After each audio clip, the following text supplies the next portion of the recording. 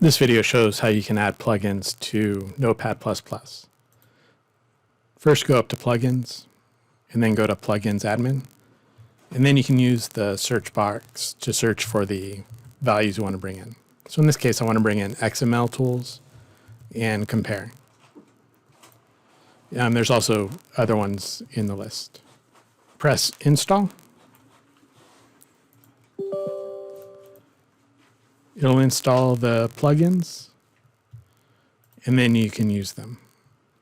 The Compare plugins allows you to compare two different drawings.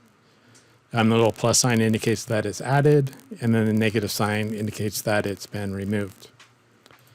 You can go up to Compare, and you can clear all active compares or the current one, and then it'll restore it back to the way it was.